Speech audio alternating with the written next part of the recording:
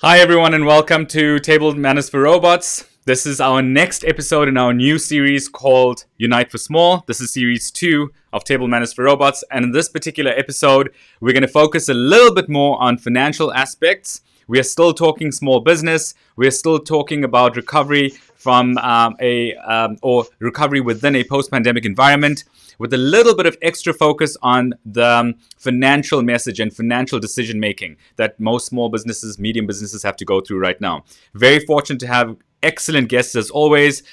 Today, backed by popular demand, we have Paulo Almeida, and he's going to obviously talk a little bit more on the growth side of things. And then we have a CFO with us, very esteemed financial expert who's going to give us a lot of deep financial insight and give us tips on financial decision making in the small business environment. So with that, let me head right over to the guests and have them introduce themselves. Lesego, do you want to go first? Yeah, thanks, Kirishan. My name is Lesego. I'm CFO for ONECONNECT. I'm also co-owner of the business. I started my career as an article clerk with PwC many years ago. I then moved on to investment banking. And throughout my career, I've been sort of in financial services, but really focusing on, how to raise funding for businesses. So I joined ONECONNECT really because it's my passion to build and service CFOs using IT. And I'm looking forward to maybe meeting you someday. That's awesome. Thank you. Thank you for that, Lesego. Paulo. Yes, it's me. So, KG, you know that every single time that you invite me to these kind of things, I need to tell everyone saying that we look alike, right? You know that we could be brothers. So who am I in a nutshell? So my name is Paulo Almeida, and I need to tell you this. So the name is Portuguese. Imagine this: the family is from India, from Goa. It's a tiny piece in India. I was actually born in Angola in 1973, 46 years ago. And now I actually live in Portugal, so split it in these three continents. So this is me on the personal basis, on the professional basis. I work for SAP since 1998, and yes, I think I have a tag here somewhere already with inventory. And actually, I tried to move, but the company moved me. Started in small Portugal, and then piece by piece, the company was inviting me and challenging me to do different things. So yes, always in marketing, and always in marketing to SMEs and together with our partners. So KG, it's a little bit of me saying a mix of 3 continents and a marketeer for SMEs. That's an awesome summary. All 3 parts of you, Paulo. All right, so for those of you who've just joined the show, the way it works here is you have to submit your comments, your suggestions, your questions as we move along with the show. It's very interactive. We really want to make this discussion your conversation as opposed to us just talking at you. So become part of the conversation by submitting your questions and comments via the Q&A box. That is one of the best parts about the show. It really does put you front and center, and I will ensure that every comment and question gets addressed through the life of the show. So let's go back to our speakers now. And Lesego, how about you tell us for a second what made you decide to specialize in this area? Yeah, that's a very good question. It takes me back when I was in high school thinking about what career path I wanted to take. I mean, in those days, being a CA was still, very, very unique. So, and that's when I met a CA, asked him about the job. I liked the fact that he worked with businesses, and that's really how I sort of chose that career path. Over the years, I've been in sort of the investment part where I look at businesses trying to raise funding. I looked at businesses that wanted to acquire other businesses. And then I've also been inside a business looking at operationally, how do you work as a CFO. I've been in sort of risk areas. And so I thought it's about time that I take all of this sort of experience that I've gained and started using it in something that is a little bit more passion that I have. I've always had a passion for IT, and especially how IT can be used to be able to drive businesses to become better. And so my mission really is to try and help, especially CFOs, to adopt IT in their businesses and be able to drive them and create new business models out of it. I think the current spate of technological innovation that we have now really enables any small business to compete as much as any other listed businesses. And this is sort of the right time to be able to adopt that kind of technology to be able to take you further. So you're no longer just looking at a business and growing it and saying, I will be in South Africa, but actually you can, using technology, be a global business. And then that's really what we are about. So we're looking at how can we turn African-based businesses to become global businesses with the help of IT.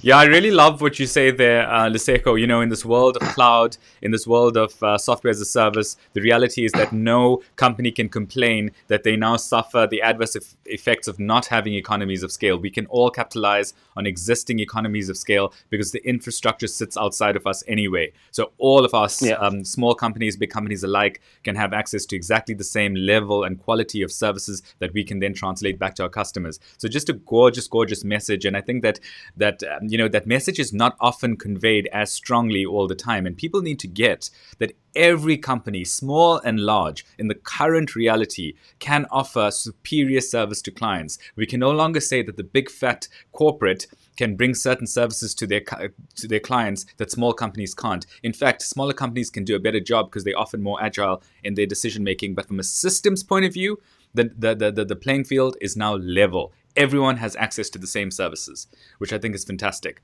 Paulo, just before we wrap up the intros quickly, I just want us to, you've given us a great story, the personal story on the three parts of you and how it's come together. But you've wound up in marketing, and not everyone in marketing, does the level of specialist marketing that you do. How did you get into this area? What happened with you? Okay, so you know that back in 1995, when I finished university, I was supposed to be an economist. I kid you not. I was supposed to be closed in a room, looking at the numbers of the country and trying to build up papers that would be big, with full of numbers saying how the economy should evolve. 1995. After that, I confess, I got the job in public sector. After 6 months, I ran away. I got the job on the bank. After 6 months, they kicked me off. And I had a couple of experience until I found the IT. And yes, I started with a company that has the same logo with the same color of my shirt. You know what I mean, right? Stayed there for 2 years. And then suddenly SAP called me and said, do you want to work for us on the marketing? And economist doing marketing? I said yes. And then yes, I took a second, we call it here a post degree in terms of post-degree in terms of marketing. And then I fell in love about one thing that is doing marketing to the SMEs. Actually, it's not marketing. It's actually selling. It's picking up a message and going to the SMEs. And it's a make it or break it in the sense of you cannot sell something to an SME and then run away. No, you need to sell, you need to help implement, and you need to be there for them to take up the value. But you know what? It's magical when the SME owner takes the value up, grows the company, and then they look back to you and say, thank you, because you helped me. So KG, it's a little bit like that. They're supposed to be economists, close in the room. Right now, I'm a half marketeer, half salesperson. And usually I will be traveling across the world, sharing the passion that I have of how an SME, it's a make it to break it to help them. And you know what? We take the challenge. That's awesome. That's awesome. You know, Paulo, I have to admit, we may well be brothers after all, because I'm also part sales, part marketing for technology. And you won't believe I'm also an economist by training. So it's an interesting coincidence that we just... Once in a year, we need to close ourselves in a room and try to be an economist. And then maybe we should play a game. Let's practice. Let's try being an economist. Well, a quick joke in that. Do you know, Paulo, on the subject of being an economist, do you know why God invented the economist? No. It's to make the weatherman look good. All right, guys. Sexy and interesting, right? Before we further explore my amazing sense of humor, let's quickly get back to the conversation here.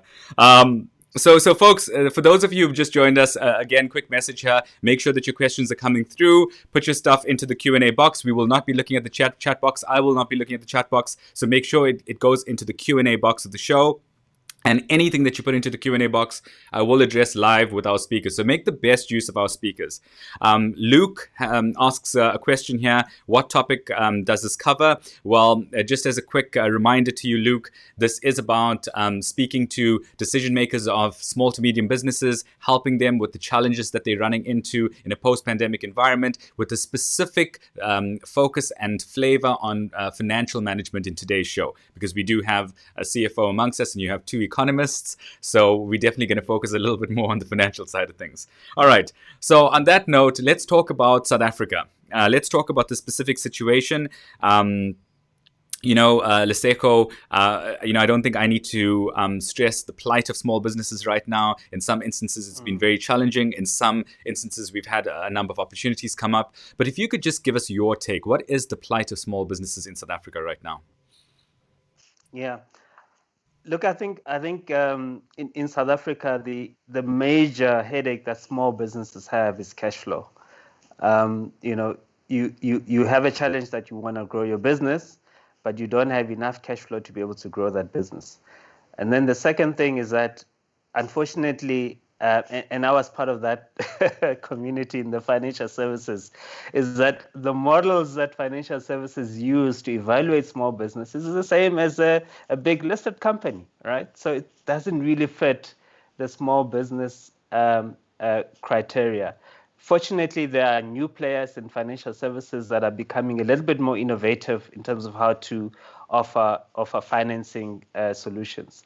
But cash flow is a real headache. I mean, if you're a financial manager or a CFO, month end is really the worst time, because either you have to do closing, you've got to think about paying salaries, you've got this, and in this last couple of months, I'm sure that's been the biggest stress that small businesses faced.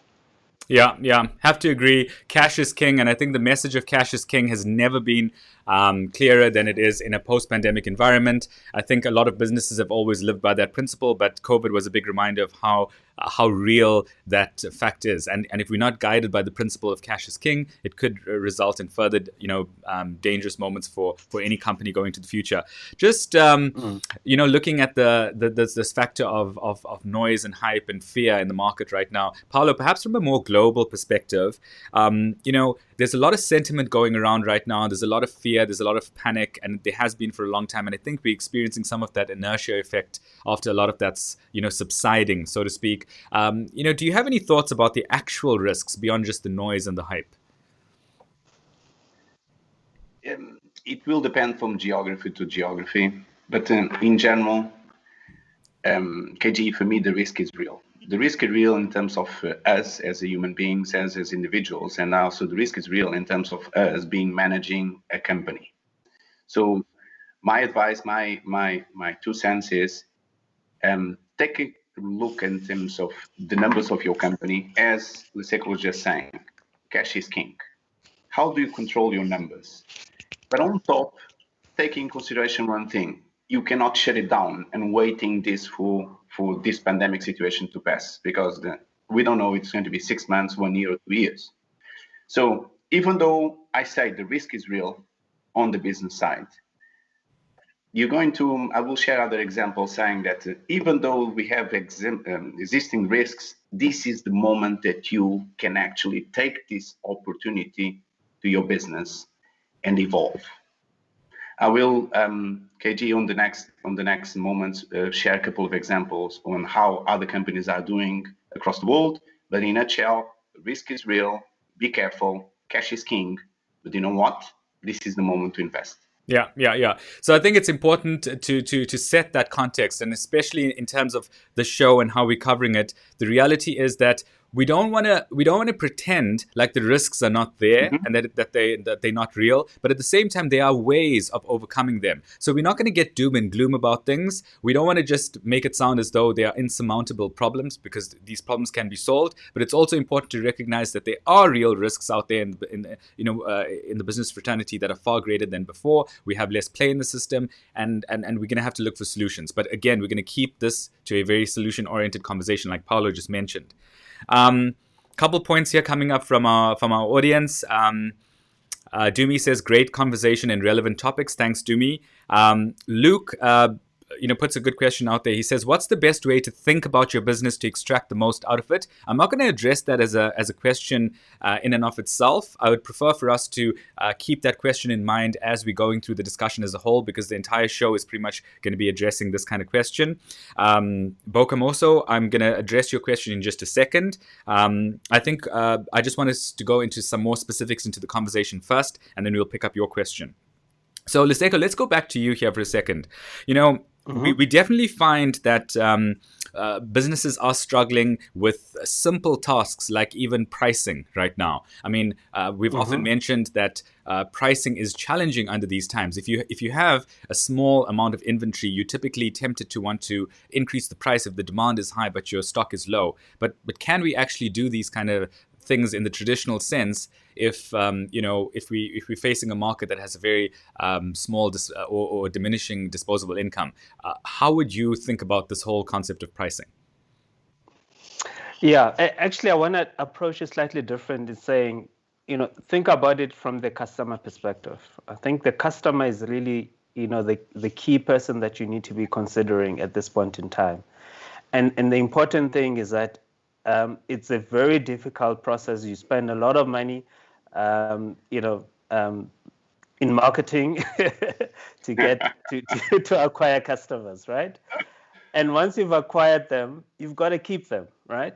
And that's the most important thing. A repeat customer will be worth more to your business than the acquisition cost of acquiring. And so I think in terms of pricing, you've got to look at from that perspective and saying, what therefore do I need in order to keep this customer, or what price is fair in order for me to be able to keep that customer so that tomorrow they are back again to support my business. I think from that approach, what you're doing is you're aligning your objectives to your customers' objectives and then creating a much stronger relationship. And that certainly is what's going to be able to help your business into the future. But how do you just to probe a little bit more on that one particular question there, Lesego? How do we know? How do we know? Like let's just say we have our pool of customers. We want to keep those customers. We don't want to lose them because of challenging times. Are you saying we should be more flexible in our pricing approach? Is that what you're suggesting?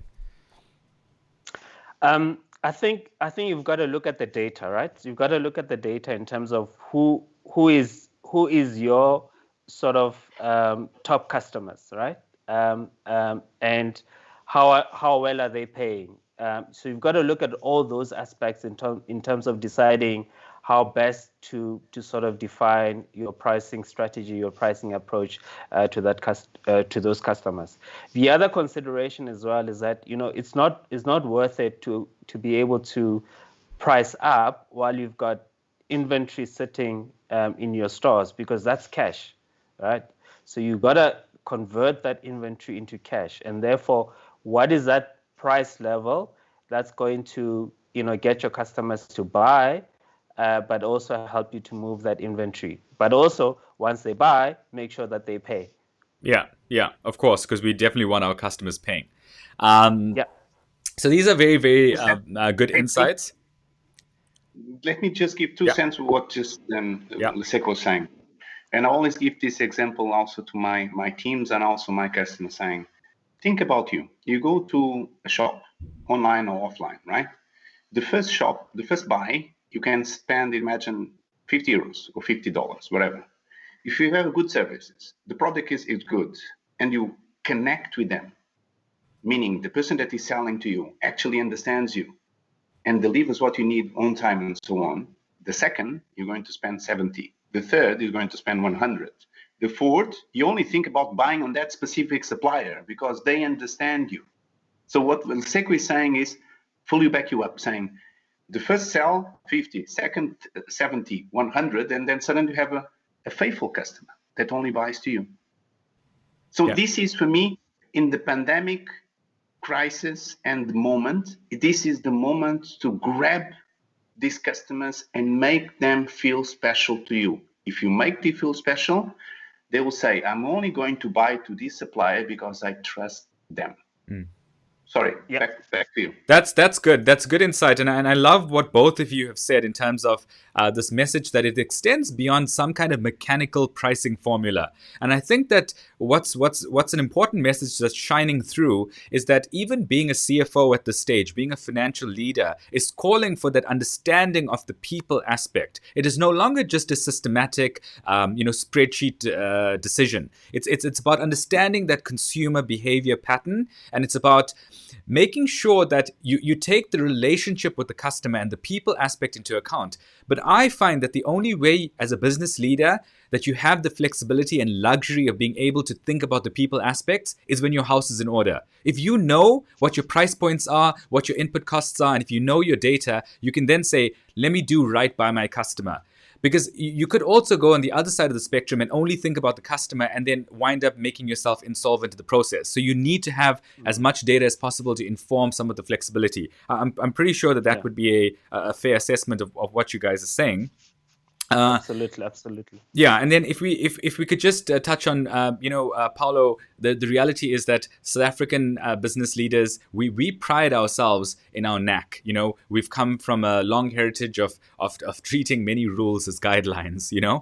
That's the South African sentiment around business, and I say this a little bit tongue in cheek. I say this in jest, but there is some truth in that. And if you ask around, if you speak around, you'll see that there's a lot of truth in the way in which South Africans pride themselves when it comes to business. We have a feel for our business. We know how to do things based on gut feel, based on assessment, based on measuring by hand. Just give us your thoughts on that. I mean, how do we stack up globally? What are your thoughts on that? First of all, I fully understand the South African leaders. I fully understand the owners of the companies that build things from scratch. Okay, in many situations, we are talking about generation that started from scratch, and the same thing happened also in Portugal. You build your own things, and it worked on the past. You have everything in your mind. You know what works, and you want to keep on having 100% control, but based on your knack, based on your feeling.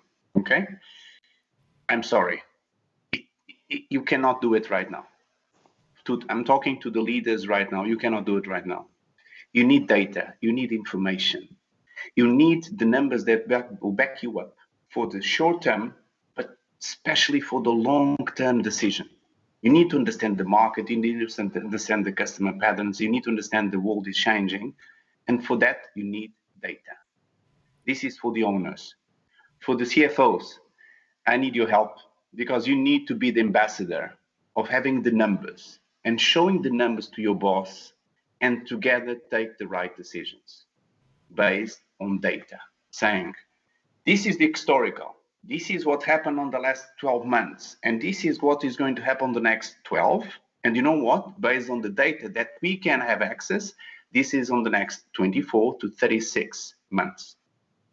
So, KG, respecting self-made men, people that build the business from scratch, from zero, we need to help them. And the CFO community that is listening to us, in my point of view, has a big responsibility to be, again, the ambassadors of the numbers. Yeah, absolutely. And I like that. And I think that traditionally, when we've thought about the numbers, we've typically thought about the GL. And as long as we are posting to the GL accurately, then that's sufficient. And I think that, I want to back up what you've just said, and I want to, extend the message perhaps that it is now more than just about posting to the GL. It's about making sure that there's good tracking across the business. Like, even if it's just managing our job cards better, even if it's managing our our inventory in a more organized way, where there's traceability, there's perhaps some tracking, where we're following the movement of inventory from one point to the next in the customer journey. It's about going deeper than just having a view of what's happening on financials. It's about being able to double click and see what's sitting behind a transaction. It's about being able to run an audit trail. And I think all of this goes under that message of what Paulo was saying, which is about, we can't cut it if we just have that high level heading view, which has served us, the being able to set up things so that the financials are ready at the end of the year. It's really about finance taking a step beyond financial reporting and saying, let's double click. Let's be able to inspect operations from that financial standpoint. And I think that that's really the pressure that all of us are starting to face more and more as we move forward. So let's KG, let me give just one quick example. Sorry, go ahead. Regarding what you just mentioned, and on a personal basis. And a couple of days ago, I bought a rack. With the age of 46, I decided to become a surfer and a skater. So I bought the boards and the skate. And then my daughters also have, so I had to decide to buy a rack to put it on the garage and put it beautiful, the skate, right? And I went to a website, US-based, select the rack, Plight, and so on. After 3 weeks, I was not able to receive it. And then I posted the message on the website, and yes, we found out after a couple of interactions where the rack was. It was broken because the carrier that was supposed to give me the rack was not able to give it me on time, and actually it was broken. Imagine this to a business. Imagine this to a business in South Africa. Imagine this to the owner of a business in South Africa. Imagine that the CFO can go to him or her, and say, you know what? This is how we control the production. This is how we control the shipping. And you need to know that out of the 5 carriers that takes our orders and give it to the customer, 2 of them are really not performing. And I suggest that we break the contract, because you know what? We are wasting money with them. Unless you have the full control over the whole value chain, and you know what? The CFO responsibility is to say, I need to have the full control, or else I cannot give you the number of who is most profitable product from beginning to end. So, sorry, KG, I speak too much, but a small example of how you need to control the business and how the owners of the business need to have it this. Yeah. No, these are fantastic examples, and that's what we want to hear. We want to hear live stuff, real life stuff that's happening out there. That's why people are attending the show. It's to get real life situations as much as possible. On that note, folks, those of you who are sitting at home or at the office, feel free to extend your questions and your comments into the Q&A box. I really am looking forward to making your voice part of the conversation. I see some nice stuff coming through, and I want you guys to please continue that. We're going to look at more customer situations in just a second. We'll go over to Lesego, because I really like the trend that Paulo started there. But before we do that, just a couple of comments and questions to address. Maggie says that, I see you are recording the session. Will you make it available to us? There is quite a few new business owners that can benefit from this information. Thanks, Maggie. Appreciate that. We will have this hosted at our Table Manners for Robots show page. So if you go to tablemannersforrobots.com, you will be able to access this particular episode. You can share it amongst your business owner colleagues. Definitely, we want this message to go far and wide. So help yourself as much as you want. And also, if you would like some further information, this goes to everyone on the show. You are always welcome to request specific one-to-one touch points with us and with the panelists today. You just have to make your request known via your survey. So at some point soon, Taryn will put a survey link into the chat box. You can just click there and make known to us that you would like some kind of follow-up information, whether it's an email address, whether it's a telephonic follow-up or an in-person follow-up or whatever. We can accommodate requests. So feel free to let us know as the show goes on. So let's start addressing one or two of the questions that are coming through here. So Luke wants to know, what advice would you give someone who is thinking about making investments into the stock market? I don't want us to go too heavy on this particular point, because that's not necessarily the topic of the show. But if Lesego, I'll put you on the spot here. If you could just maybe give a quick bit of advice on this point. Yeah.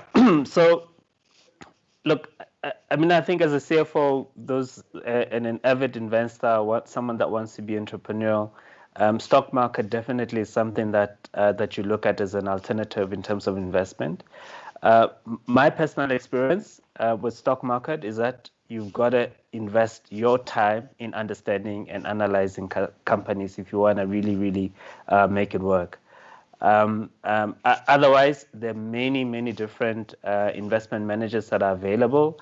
There's unit trust, there's index tracker funds that you can use to invest. But unless you have the time to be able to analyze businesses and understand how they operate, then it's worth your while. And of course, it does really need a lot of capital. My choice was to go entrepreneurial. So instead of focusing on building an investment portfolio in the stock market, I focused on building a business for myself, and that's the advice I can be able to give. Okay, good. That's good. And I think that covers it sufficiently under the circumstances. So, Lesego, before we let you go too quickly here, let's just dive right into customer situations. So let's just go ahead and start talking about some real life situations that you've seen for yourself. Any customer situation, under this heading that we're discussing about the importance of the tracking and cash flow management, and we're talking inventory, we're talking all these wonderful topics from a financial perspective. Any customer situation that stands out for you that you want to talk about? Yeah, indeed. I mean, I think we were discussing with a particular customer that's grown quite quickly in the last few years. Good for them in this COVID period. It was very successful for them. They've been seeing a lot of business, which is very good. But the key thing about their business is that they have to keep quite a lot of stock on hand, and because they have to keep quite a lot of stock on hand, they don't get enough capability in being able to manage the stock control. And as a result, every year they've been losing 1.5 million rand. I mean, that's a lot. It's really a lot if you don't have an effective system that can help you manage your production, your inventory, and be able to track every stock item as it goes in real time. If you're going to wait to do a stock count at the end of the year, you don't know what's happened during the year, and so you'll end up with such a significant loss. Very interesting there. Definitely not the kind of thing that we want to have happen at the moment. Decisions have to be as real time as possible. In the past, you're right, we may have had the luxury of doing these batch kind of updates where maybe after a year, maybe after a few months, we just do a batch action, put a few resources on the project and get it cleaned up. But I think right now, as real time as possible is actually a survival factor. It's something that our survival depends upon. So that's really nice insight there, Lesego. Paulo, on your side, any customer situation that you want to talk about? Yeah, I can share a story. Imagine this, it was like 10 years back, Spain, and the sales teams, even though I don't carry the quota, unfortunately, I would love to be a salesperson just because of the money. I don't carry the quota, but you know what? The guys know that I love to interact with customers. So in the closing of the deals, many times they take me, and the face-to-face to the customers like said, now, Paulo, do your thing, right? It was a customer, retail fashion, Barcelona. Actually, it's cool because the name says London, but they are based in Barcelona. And I was there, and I was listening to the customer, and yes, we made our pitch. The customer bought it, and then started implementing, and then they called me back and say, Paulo, you promised me that if we implement this software, this will have the full control of our business and will do much better. And I said, I beg your pardon? No. What I'm saying is we're going to give you the tools. But then it's up to you to what you're going to do with the tools. And you say, no, because this system is faster. I said, this is not speed that counts. It's where do you want to take your business? And then I had to tell them one thing, it's like a private joke saying, do you know how does it taste, the slow chicken and the fast chicken? And the guy was like looking at me and saying, no, they taste the same if it is slow or fast. It depends on what you want to do with your business. A software is just a tool. It's up to the owner of the company to sit down with the partner and say, this is how retail fashion is being managed today. And based on what we have, again, data, this is how retail fashion is going to be managed on the future, meaning omni-channel, control, stock inventory, shipping, whatever, right? And this is how we want to take the business to the next 10 years. So this particular experience and the example of the fast chicken and the slow chicken, he still remembers me. Sometimes he calls me and says, remember that chicken? Every time I eat chicken, I remember you. It's the owner of the business, when they take a decision of implementing a solution like SAP to their own business, they will have control. Yes, period. Excellent. Beautiful. Then the next step is they will have a tool, an asset that can bring their company to the next level. But they need to then select a partner, build with them the future. KG, back. I think that's really, really, really sound advice. And I think, these are just golden nuggets, and I love learning from customer situations because it's so real. It's so, this is what it means to be street smart. And I think at this stage, no one has the luxury of being book smart. We got to be street smart. We got to do those 1 to 2 to 3 things that count, that actually matter, that's going to result in success and survival. All right, so we're going to talk cash flow some more. We're going to double click into that. Before we launch into cash flow, I suppose a somewhat related point. Question here from Bokamoso. And the question says, I'm going to direct this to Lesego, just, put you on the spot a little bit, Lesego. If I were to start a business, are there any chances that I can get funded in South Africa? I know it's a very generic question, but do you want to just give a little bit of your insight here? Yeah, look, there are a lot of funding institutions that are available in South Africa. I think maybe if you're looking at starting, the best bet is to go to a website called Funding Hub. It will give you a bigger range of who are the financing institutions that are available, what do they look at, what are the limits, and so forth. So there's a lot of support that's available in South Africa. I think what's missing is the expectations of the financier and what the entrepreneurs are providing, and that gap is information, data. So you've got to work hard on making sure that your business case, your financial projections, or if you're already running a business, your financials are really up to scratch. I mean, if you think about the fact that the government made available 200 billion to businesses for funding during COVID, but less than 50% of that has been taken up. And that gap is because of the data. So if you have the right data, I'm sure you'll be one of the lucky ones that managed to get it. But if you don't have the right data, and I think that's the case for a majority of businesses in SA, we don't have the right foundation. Taking, from what you said, Kerushan, we don't have the right foundation in our businesses to be able to have access or to be able to apply for the right sort of funding. And it's so interesting that you shared the actual statistics. I mean, I've heard different versions of that floating around here and there, but I didn't know it was as stark as what you've said.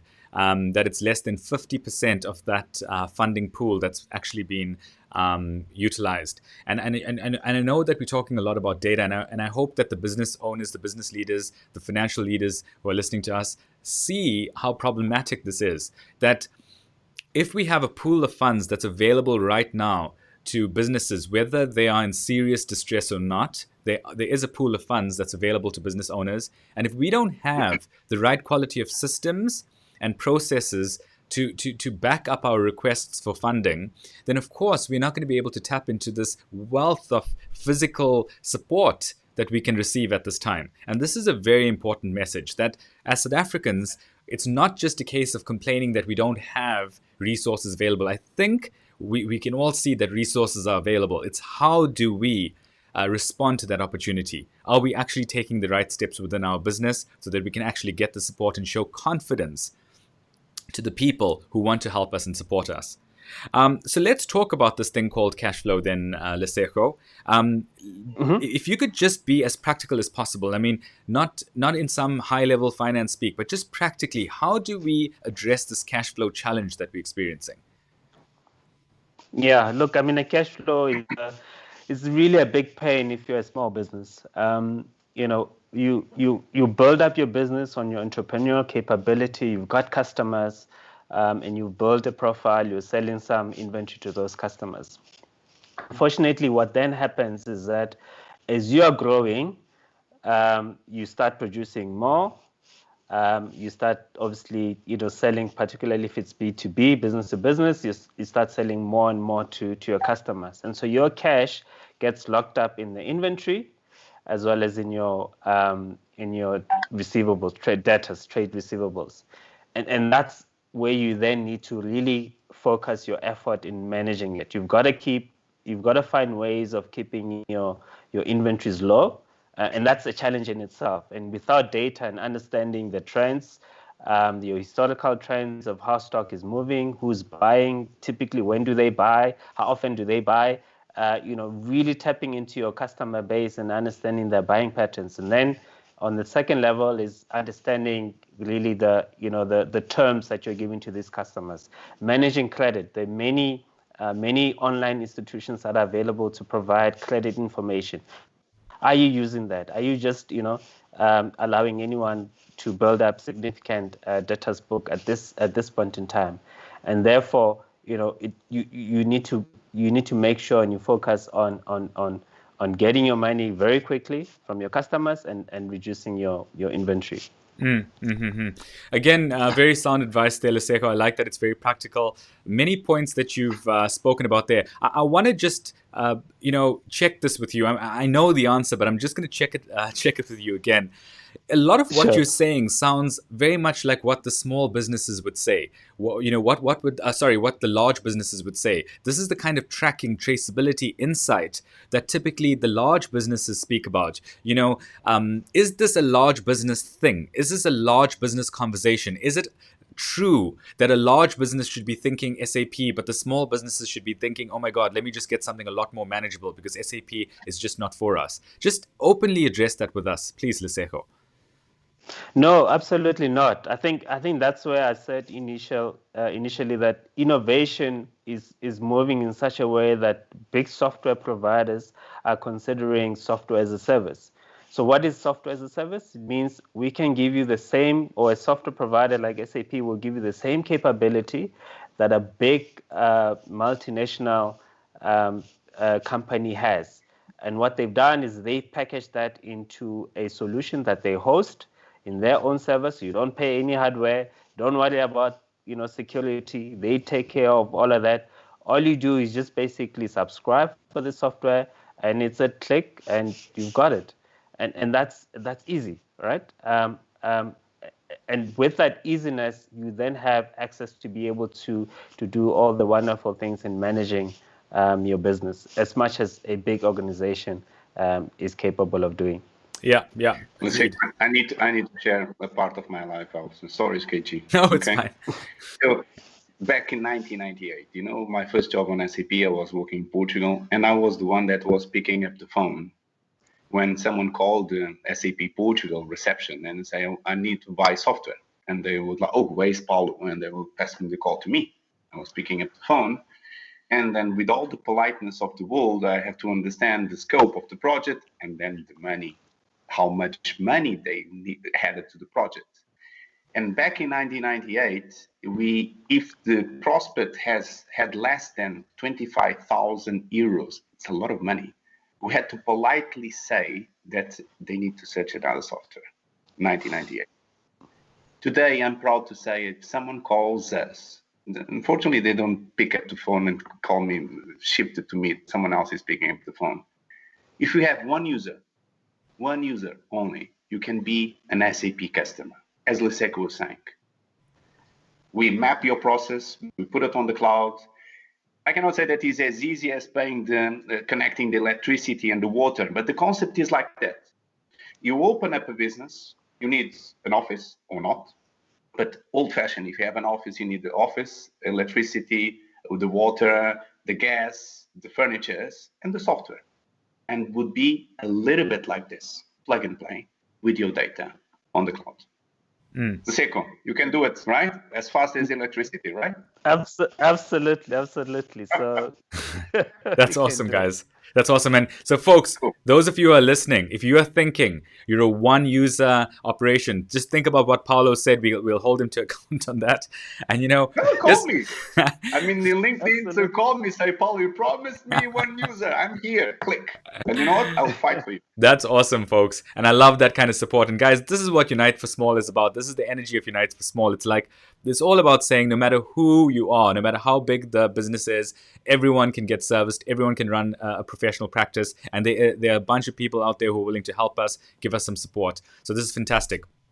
And just a quick reminder for those of you who are attending, please complete a feedback form. We have the feedback link that's been dropped into the chat box by Taryn. If you wouldn't mind just clicking that very quickly, send us your feedback, put in any requests, any suggestions, any follow-up actions that you'd like us to take.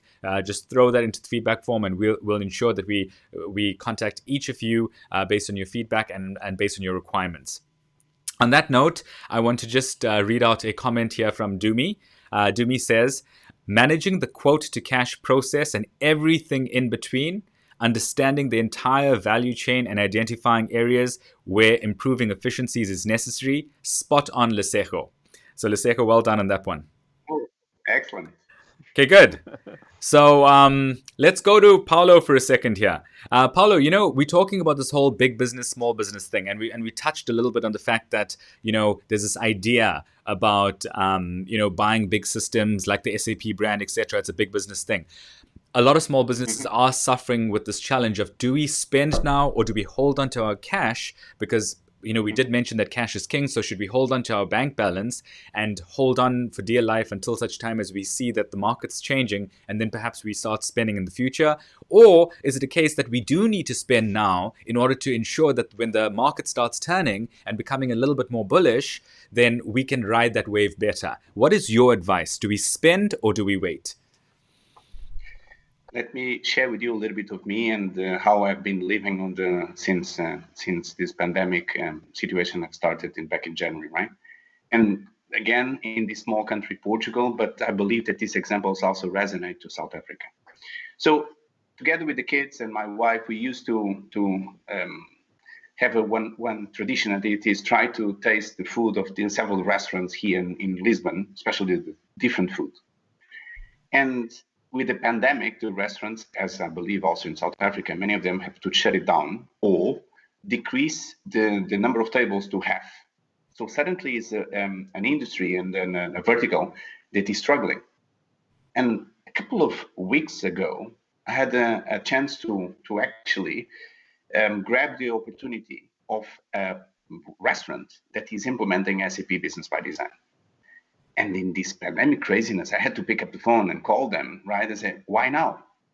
And they gave me a quick example that resonated to me, that it works in restaurants, but you know what? If you are in a different vertical, in different industry, it will work with you also. So they told me, Paulo, this is the right moment to actually implement. Why? First thing, we never had time on the past in the fact that we are running with day-to-day operations, and we knew that the operation was not correct in terms of the value chain. Our suppliers were eating our margin, and actually the end customer, we didn't have the control, and we didn't have the full control over the customer experience. And then being able to do the promotions for the second, the third, and the fourth, and the fifth cell that we already realize that is going to be more profitable. So they took this opportunity to implement Business by Design and actually adapt to this pandemic situation. How? First, value chain. They can go to the suppliers and say, I'm really sorry, if you're not giving me the price that is on the price point, and by the way, I also have other suppliers for the same product, I need to stop working with you. So you control that. It's not squeezing the margin, it's being fair. So they win money on this. Second, on the restaurant with half of a capacity, many of them tells me that they're selling online more than actually in the restaurant. Why? They adapt the logistics to, you are at home, you order online, and you say, leave here, can you please drop me the food in my place? But to do that, you need a system to actually, a website connected to the back office, connected with the kitchen produces, put it there, and then the logistics, if it is Uber Eats or other suppliers, to pick the food and deliver the food. right? So the restaurants that adapt the business to the new reality are succeeding, are selling much more than back in 6 months or 9 months ago. So KG and Lesego is in this craziness of COVID-19, the ones that understand customer behavior, how everything changed, and how is the moment to invest, adapt, control, and reach to more people, they're going to succeed. Absolutely, absolutely. And I love the way you described that journey, that customer journey. And it's not just about being very linear or being very specific and saying we're only going to worry about a specific small portion of that value chain. It's really about taking responsibility for the entire value chain. And I think that the companies, realistically, if I could just sum up almost a golden rule from what you just said, the companies that take responsibility for the greatest extent of that value chain is the company that will in the future not just survive, but will thrive, because that's what's required and that's what customers are looking for right now. Good. And the good thing, one small thing is parts of the value chain already set up. Lesego, probably there was something that you're going to say. Parts of the value chain is already set up. It's the job of the CFOs that are listening to us and the owners of the company to connect the dots of the value chain. Sorry, Lesego, I cut you. You were saying? Yeah, absolutely. I wanted to just highlight what you were saying is by having a system, you're effectively able to change the business model from just being a restaurant and waiting for customers, but actually becoming an online business. So it means you can be able to reach more customers, right? So your business is actually growing because you have the flexibility to change your business model, and the system that's underlying enables you to be able to do that. So you're no longer just a restaurant in Lisbon, but actually you can have the ability to be able to to grow across the city. Yeah, spot on. Really, really powerful discussion, guys, and thank you for having this quality of conversation, because I think this is incredibly helpful. A lot of business leaders, a lot of financial decision makers, together with all-round general managers, are asking the big question. They're asking, how do we innovate? Where do we innovate? How do we know how to respond to this opportunity? Yes, we know it's remote this and remote that, but how do we bring that back into the business and make the right steps or make the right decisions in terms of our steps? And I think that this conversation about focusing on the value chain will expose a lot of the opportunity. So like you summarized there, Lesego, a business that truly wants to understand the customer journey and customer experience all the way from living room to eating and dining, and a business who really maps that out will find organic opportunities within their own business, because they are taking into account that there is an individual in the living room who might want to place an order, and that order is going to have to filter all the way into their back-end system, as well as someone who's on premise, who's going to dine on premise. And I think if we really understand that value chain and then play around with it, it's going to unearth revenue opportunities and make that business stronger. So I think it's more than just a nice marketing exercise. I remember back in the day, this whole concept of a customer journey was very much a marketing thing, but I don't believe that that's the case right now. It's really an opportunity for growth, and and sometimes even an opportunity for staying in business in the first place. So on that note, let's talk inventory. Lesego, I know you've made a number of good points on inventory, over the last little while. I would like you to just maybe give us your holistic view on inventory management in the here and now. I don't want it to be, again, very fancy in terms of finance. I want it to be very practical. What's your top tip when it comes to inventory management right now? Yeah, look, I think one of the most difficult things about inventory management, and depending on the business that you're in, is that it's a lot of items that you need to keep track of. And unfortunately, in South Africa, they grow feet. So you've got to be able to manage those two aspects. And so, how do you do that, right? How do you do that realistically? You can't just keep a little leisure and sort of take, or have an over dependence on inventory managers and so forth. You need a system that can be able to help you track that data in real time, so that you're able to see the inventory move at any point in time, and you're able to see changes and be able to connect again, from when the stock came in and up until to the sales. And then, of course, the other aspect is, in order to keep the theme of keeping that customer and after service is really being able to manage, the warranty element of it. And tracking and managing warranty is a big headache on its own if you don't have the right system. So that's also another level that you need to be aware of.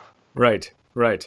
So this is interesting because you focused a little bit there on inventory protection, something that I haven't necessarily been thinking of too much. But again, a reality in our local context, and we have to get real about these things and being able to have a precision way of tracking exactly how much stock we're holding and the patterns of movement, whether the movement is, above board or not so much. I think just being able to track that as real time as possible is very much a survival, a massive requirement for our business survival today.